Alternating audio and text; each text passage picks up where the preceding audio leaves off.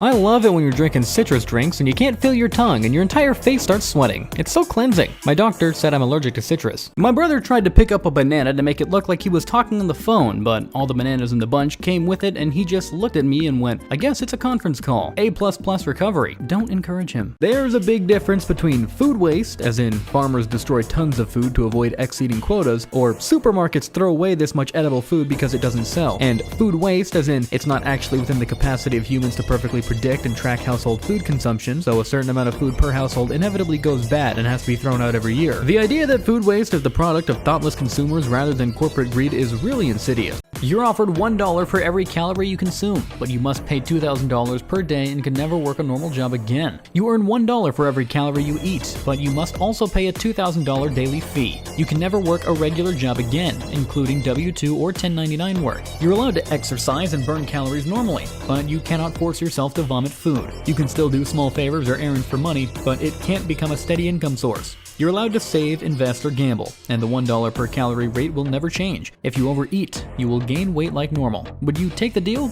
How would you maximize your earnings? No. My normal intake is about 1,200 calories, and eating more makes me gain weight quickly. I'd probably become obese trying to stay profitable. Yes, I already eat about 3,000 calories a day, so I'd make about $1,000 profit daily without changing much. I wonder if my ancestors would be proud of me. Caveman ancestor, see you have many food. Caveman ancestor proud. Caveman ancestor love you. $1 million to eat what you had for dinner tonight for every meal for the next 6 months. Do you take the deal? You're offered $1 million, but for 6 months, every meal must be exactly what you had for dinner tonight. Breakfast, lunch, and dinner will all be the same meal with no changes. If you have not yet eaten dinner, then whatever you had last night becomes your meal. You can't switch foods later, even if the meal is small or not very healthy. Do you take the deal? And what was your dinner? I only had 1 string cheese for dinner, so that would not be enough to survive on for 6 months. Yes, I had spicy tofu stew with Spam, and I already enjoy eating it often. Homemade lasagna, bread, and salad sounds manageable. I'd probably get bored, but I would still take the deal. Refuse to stop laughing at this. You did it! You broke Garfield down to its basic fundamentals. My wife is constantly mocking me for how lightly done I like my toast. Your hot bread is done, she says to me. Disgusting. I don't say that. Hot would imply it's been in the toaster for more than 15 seconds, lol. Your lightly warmed bread is done, I tell you. One of these days, I'm not even gonna put it in the toaster. Just gonna breathe real hard on the bread for a minute and you'll be like, wow, this is perfectly done. Thank you so much for warming up my bread for me, honey. I'm so glad we're married. I love you. I say it to you every time your mean little ass makes me toast. Today, I literally heard a woman say, I cooked 2 separate meals for Easter because my husband said the first one I made was too girly. Girl, just throw the whole husband out. Fellas, is it gay to eat your wife's cooking? Jurassic World did the Avatar thing where it made a gajillion dollars and left no cultural footprint whatsoever. Name your favorite Jurassic World character. What was your favorite line? It evaporated despite everyone seeing it. Wrong. Favorite character was the extra that ran away from the pterodactyls with 2 margaritas in hand. Gotta do everything myself around here.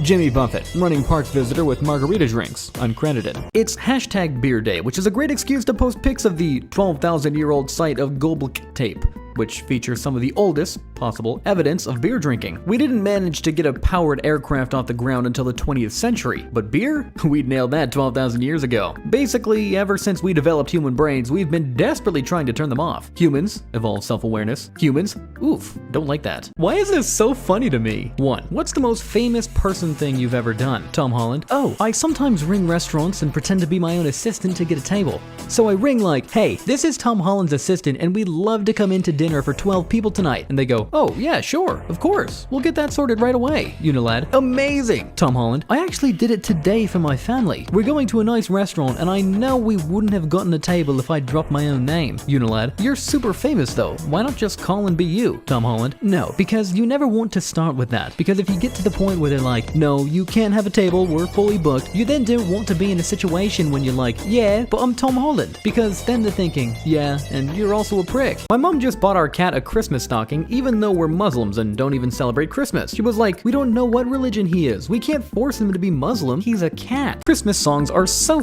funny because there are exactly 3 genres. 1. Jesus is very God. Yes. 2. I'm in a silly, wacky mood for snow. 3. I'm unbelievably down bad for Santa. Please God, where is the 4th of July? Goodbye 2007, hello 2008. Handwritten diary entry, 4:12 p.m. Dear diary, guess what? What? Today is 4th of July. Goodbye 2007, hello 2008. If I were a security guard for a person who's being targeted by assassins, I simply wouldn't devote my entire attention span to every single noise I hear. Why do I care if there's a random noise in this out-of-the-way dark corner? My post is right here. But I threw a rock there. You gotta check. If I hear a noise, I'm gonna throw a flash grenade in that direction. My eyes and ears! Got a neutralized assassin in gate 17. Did they try distracting you by throwing a rock? Yeah, they did. Idiot. 4 years of community assassin college for nothing. If you receive a message with a link to any of Iggy Azalea's songs, do not open it. Is it a virus? No, she just sucks. I went to the meet today. Just an FYI, cobalt is the most toxic oil paint usually. Older oil paints from older masters are also most likely made with lead. So death via oil paint isn't impossible, TBH. I can't die, but thank you. I'm sure this information will be useful for someone who can. Whenever I saw something very well executed but spectacularly stupid, like a shitpost meme drawing, an animation with the dumbest plot fathomable, an impressively well-written piece of fan fiction where 2 minor characters try to fix a blender and end up building a car, or a really catchy song dedicated to getting one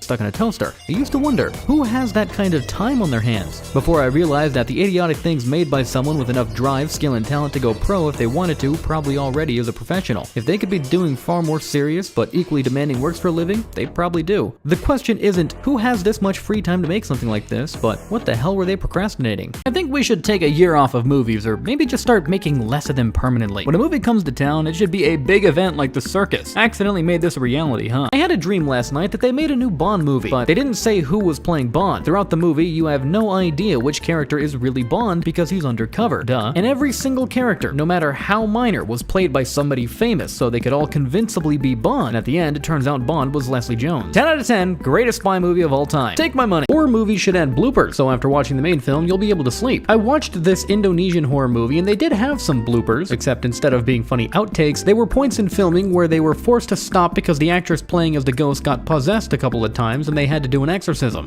When I was little, my big sister had, like, every single Sims and expansion there was. She played it super seriously, never cheated, and raised entire generations of families very lovingly and carefully. Built her own houses, gave them careers, made sure they were happy. All that jazz. I ended up banned from playing her game because I insisted on making the most ugly, godforsaken Sims on the planet, sticking them in shoddy houses that were filled with ovens and pinball machines, and the lawn was covered in neon carpet that you could see from the overworld map as this huge, ugly eyesore. And then my Sims would inevitably go over to her normal ones and mate with them, and she was furious. Invasive species. I have a friend who's a history major, who has only played one game the past 2 years. He spent almost 2,000 hours on Crusader Kings 2, and that's all he plays every single day after class. When I tried to recommend Titanfall 2 to him, he said, "No thanks, I already play a video game." I don't understand why people don't instantly respond to, "What would your dream superpower be?" with the ability to manipulate probability. Think about it. What's the chance someone will drop $1 million in front of me? 0% chance? Let's make that 100%. What's the probability I'll wake up tomorrow and be X gender? 100%. What's the probability my bathtub is filled with mac and cheese? 100%. As a casino employee, I can confirm this would be terrifying as